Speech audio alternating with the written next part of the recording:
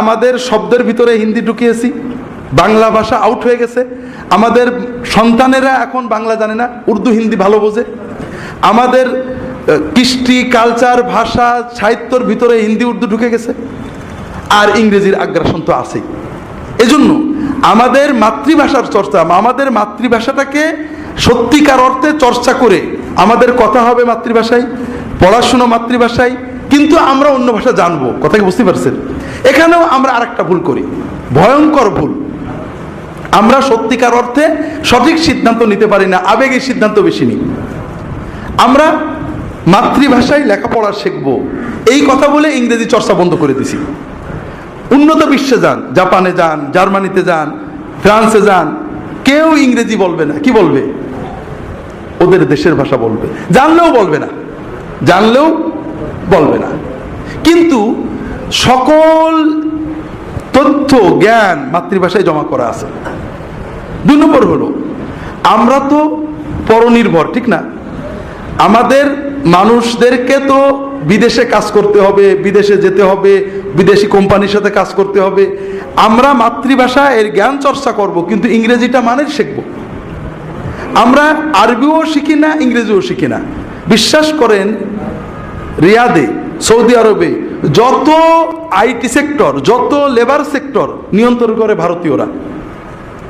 তাদের অন্যান্য সকল পলিসি সরকার তাদের পিছনে পুরো সাপোর্ট দেয়। তাদের শ্রীলঙ্কার অ্যাম্বাসেডর মদিনা বিশ্ববিদ্যালয়ের ফারেক কি জন্য দেশে, যেন যে কোনো সময় যে কোনো অফিসারের সাথে আরবিতে যে করতে পারে। একজন সৌদি, কুয়েতি, কাতারি অফিসার যত ভালোই ইংরেজি বলিয়ে শান্তি পায় না, আরবি বলতে পারলে খুব ভালো লাগে। কথা বোঝেন না? কাজেই অ্যাম্বাসেডর, ফার্স্ট সেক্রেটারি, অফিসার তারা যখন আরবি বলে তখন আর কোনো ডিপ্লোম্যাটিক নিয়ম থাকে না, যে কোনো সময় বাড়িতে যেতে পারে, যে কোনো প্রবলেমে ফোন করতে পারে, বুঝেছেন? সুবিধাগুলো পায়। আমাদের অফিসাররা কিছুই জানে না, আরবিও জানে না। একজন অফিসার আরব দেশে যাবে ডিপ্লোম্যাটিক অফিসে, আরবি কিছুই জানে না। আমি তো তাদের সাথে থেকে দেখছি। এই জন্য ডিপ্লোম্যাটিক নিয়মের ভিতরে চিঠি দিয়ে, অনুবাদক দিয়ে তাদেরকে দিতে হয়। কথা বুঝতে পেরেছেন? যে ক্ষেত্রে দেখা যাচ্ছে ফিলিপাইনের অ্যাম্বাসেডর মদিনার ফারেক আরবি জানে, শ্রীলঙ্কার অ্যাম্বাসেডর আরবি জানে, ভারতের কয়েক ডজন অফিসার, ডিপ্লোম্যাটিক অফিসার আরবি জানে, ইংরেজির পাশাপাশি এরা জানে না। যারা কাজ করে হাসপাতালে, নার্স, কেরালা ডাক্তার, অফিসার সব ইন্ডিয়ান। কারণ দুটো জিনিস, ওরা ইংরেজি জানে, আরবি জানে। আর আমরা ইংরেজিও জানি না, আরবিও জানি না। বাঙালি কম্পিউটার সেক্টরে কাজ করবে, পারে না, কম্পিউটার ভালো পারে, কিন্তু কাস্টমারের সাথে কথা বলার মতো ইংরেজি জানে না, মালিকের সাথে কথা বলার মতো ইংরেজি জানে না। যে কারণে আইটি সেক্টর বলেন, আপনার মেডিসিন সেক্টর, মেডিকেল সাইট বলেন, এমনি সাধারণ কর্মক্ষেত্রে বলেন, আমাকে বাংলাদেশি অফিসাররা বলেছেন ইঞ্জিনিয়ার, খুব বড় হাই টেকনিক্যাল কমপ্লেক্স থেকে, যেমন king Khaled city for science and technology, king Abdul Aziz city for science and technology, এখানে বাংলাদেশি ইঞ্জিনিয়াররা কাজ করেন। তারা বলেন যে ইন্ডিয়ান ইঞ্জিনিয়াররা বসের একটু বেশি কাছে চলে যায়। কি জন্য? একটু ভাঙাচুরো আরবি জানে, বস ইংরেজি জানে। কিন্তু আমরা তো আরব দেশের বসদের জানি, যতই ভাঙড়ি চুংড়ি ইংরেজি বলে, আরবি শুনলে মনটা খুশি লাগে। আর ইন্ডিয়ান ইঞ্জিনিয়াররা, হিন্দু ইঞ্জিনিয়ার, কিন্তু আরবি জানে। আরবি কিছু সেলসম্যান ইন্ডিয়া থেকে গেছে, আরবি জানে। তা আমরা যেহেতু আমাদের জনশক্তি ব্যাপক, আমাদের দুইভাবে জনশক্তিকে ব্যবহার করতে, একটা হচ্ছে দেশে আমাদের বাড়াতে হবে, শিল্প কল কারখানা বাড়বে, যেখানে ওরা যাবে বিদেশি বিনিয়োগ আনতে হবে, বিদেশি মালিকদের সাথে কথাবার্তা হবে, লেনদেন হবে। আর একটা হলো আমাদের জনশক্তি বাইরে যাবে, জনশক্তিকে বাইরে যে কাজে লাগানোর জন্য তাদের টেকনিক্যাল কাজ শেখাতে হবে, আমরা শেখাই না। আর তাদেরকে ভাষা শেখাতে হবে। এই জন্য মাতৃভাষার নামে আমরা যতগুলো কাজ করি সব আবেগী, সব দেশ জাতির জন্য ক্ষতিকর। আমার ভাইয়ের রক্তে লাগানো বলে রাত্রে কয়েক কোটি টাকা খরচ করে মিছিল করলাম, দেশ জাতির এতে কোনো উপকার নেই, কিচ্ছু নেই। তবে কিছু মানুষের পকেট ভরা, আমি তো জানি এই প্রোগ্রামগুলো আমাদের বিশ্ববিদ্যালয় বলেন, যেখানেই যে প্রোগ্রাম হয় লাখ লাখ টাকা বাজেট হয়, বাজেটের সব কি মনে করেন ফুল কিনতে যায়? হ্যাঁ, ফুল কেনার জন্য এত লাখ, মালার জন্য এত লাখ, লাইটিংয়ের জন্য এত লাখ, লাল সূর্য বানানোর জন্য এত লাখ, সবই তো জনগণের কল্যাণে ব্যয় হয়ে যায়।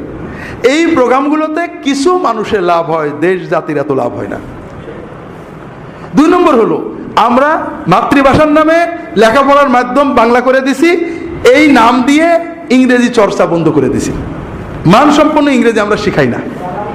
আরবির কথা শুনলেই তো সবার গা চলে যায়, কিন্তু আরবি শুধু দিনেরই ভাষা না, এটা কমার্শিয়াল ভাষা। আমাদের প্রজন্মকে যদি কিছু না টেকনিক্যাল কাজ, কিছু বেসিক আরবি, কিছু বেসিক ইংরেজি শেখাই দিই, তারা বিশ্ব জয় করে নিতে পারে। আমরা বর্তমানে সৌদি আরব সব মধ্যপ্রাচ্যে বাঙালিদের ঢোকা নিষেধ, বাঙালিদের ভিজিট ভিসা দেওয়া অনেক সমস্যা।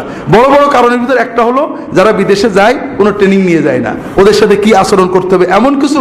ওই বিদেশে যাও বাংলাদেশ মতো মিছিল করতে যায়, বিদেশে যাও বাংলাদেশ মতো মারামারি করে, পরে কমিউনিটির বদনাম হয়ে গেছে। 2 নম্বর, এই বদনাম উল্টানোর জন্য আমাদের কোনো মিডিয়া প্রচারণা নেই, কিন্তু ভারতের, পাকিস্তানের খুব ভালো মিডিয়া প্রচারণা আছে। এই জন্য আমার অনুরোধ হলো, মাতৃভাষার চর্চা এটা আল্লাহর হুকুম। আমাকে একজনকে আমার শ্বশুর বলছেন যে বাবা তোমার লেখালেখিতে নাকি হিন্দু আনি বাংলা ব্যবহার করো, রাবীন্দ্রিক বাংলা।